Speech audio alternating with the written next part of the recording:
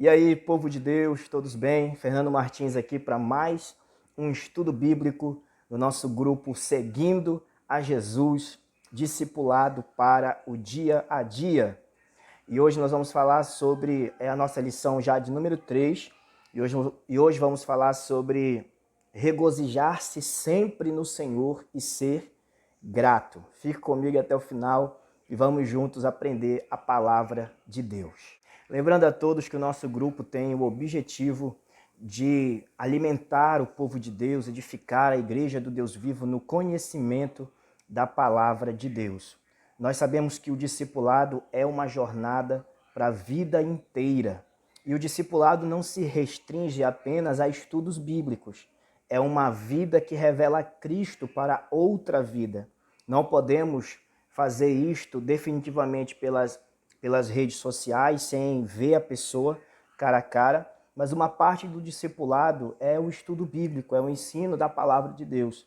E é exatamente isso que nós queremos fazer aqui. Então seja bem-vindo no nosso grupo aqui abençoado. Lembrando vocês que o material, as apostilas dos nossos estudos, para você que quiser aprofundar mais ou quiser usar numa célula, no núcleo missionário ou discipular outras pessoas, vai ser postado no nosso grupo do WhatsApp. É um grupo exclusivo apenas para postagens dos materiais que nós usamos, tá bom?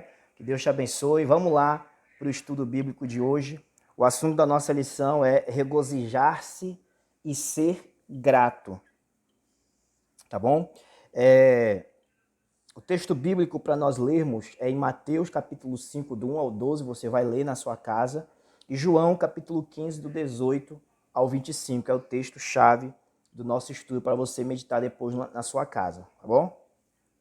Lendo através de Mateus, o primeiro mandamento de Jesus é arrependa-se.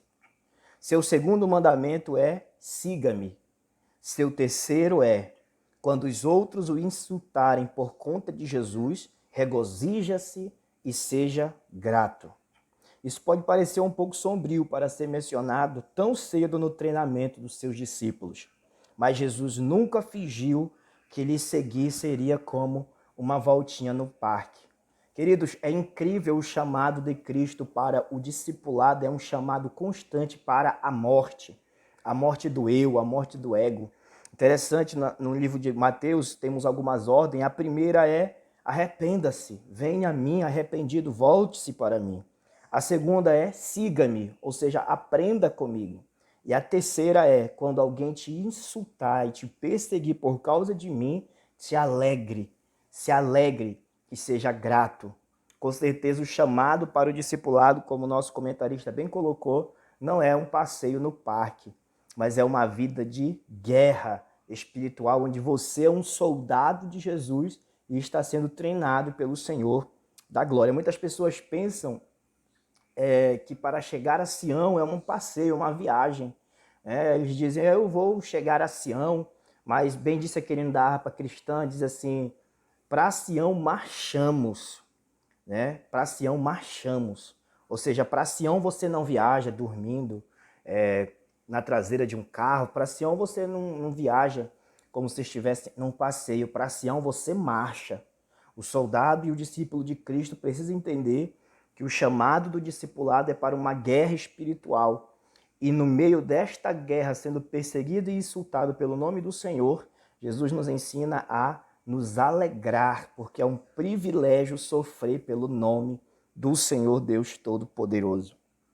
Jesus usou a ilustração de uma pessoa construindo uma casa ou um rei indo para a guerra. Antes de tais esforços, você precisa saber que possui o que será necessário. Ele descreve que segui-lo é como carregar a cruz. Assim como Jesus fez no dia de sua morte, ele disse, se o mundo vos odeia, sabei que primeiramente odiou a mim.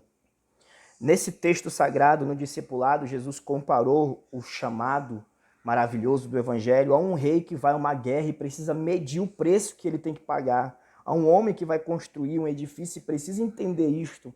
Precisa que isto leva tempo, é um trabalho, há um preço. Ele precisa medir as consequências das suas atitudes de negar a sua vida por amor ao Senhor.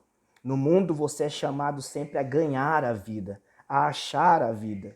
Mas no reino de Deus e no discipulado com Cristo, você é ensinado a perder a sua vida por amor do Senhor Jesus.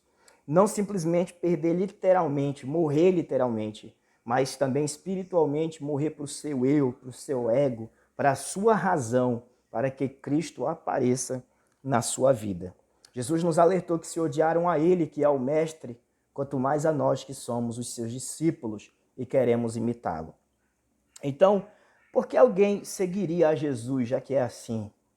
Porque Jesus prometeu que apesar de haver tribulações, Ele venceu o mundo.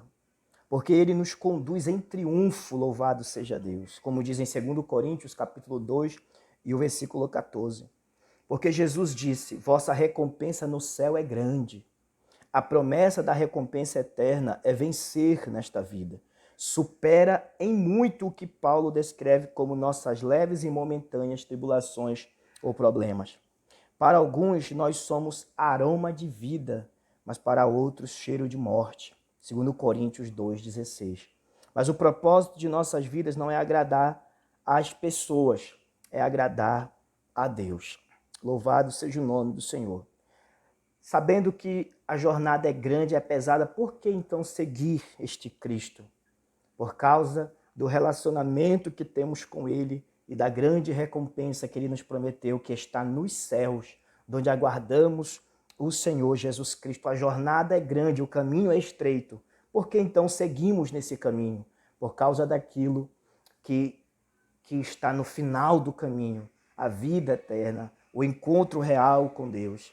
E isto, diz a Bíblia, que é muito maior, a glória que nos está revelada, é muito maior do que as nossas leves e momentâneas tribulações, comparado ao peso eterno de glória que está preparado para cada um de nós. Então vale a pena, sim senhor, servir esse Jesus maravilhoso.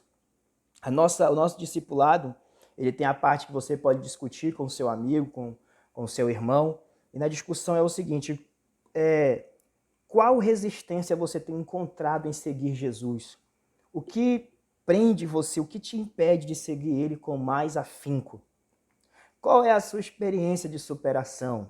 Eu tenho certeza que você já deve ter um testemunho para contar sobre lutas que você superou por amor a Jesus.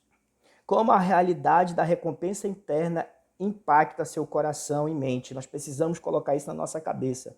A eternidade precisa estar na nossa mente para entendermos como agir neste mundo, como que a eternidade influencia sua maneira de viver. Tá certo? E para memorizar, é um texto sagrado de Gálatas, capítulo 1, versículo 10, que diz assim: se estivesse ainda agradando a homens, eu não seria servo de Cristo, disse o apóstolo Paulo.